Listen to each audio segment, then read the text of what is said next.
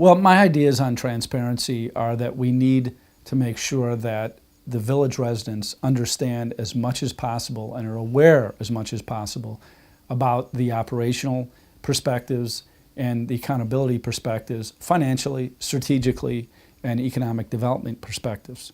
How you do that, I think, can be measured in many different ways. One of my ideas would be to go out and survey the community, reach out, touch all the community, and ask them what they think. How is their village doing from the standpoint of operations? How is their village doing from the standpoint of service levels? What are the things that they value? What are the things that they don't value? That's being transparent because first of all, you're getting their attention about specific issues. And secondly, I think from a transparency perspective and inclusiveness, I would like to see the board meetings rotated. We have great locations within the village of River Forest. And I think that we can do a much better job on rotating our meetings. Yes, it's probably going to be a little more logistically challenging, but I think we can do that. And I think we can invite those residents to be a little more engaged that wouldn't necessarily go to the village hall for a particular meeting. So those are some of the ideas from the transparency shifting over, and I believe strongly that ethics has a lot to do with transparency as well. From an ethics perspective, our current ethics ordinance is very weak.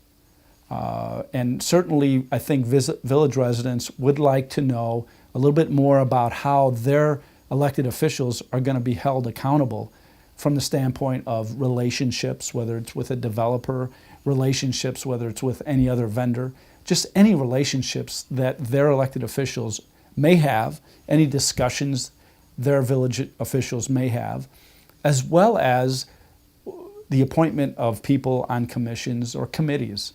By opening up that process to vet people, to understand who's capable, who's responsible, and who has relationships.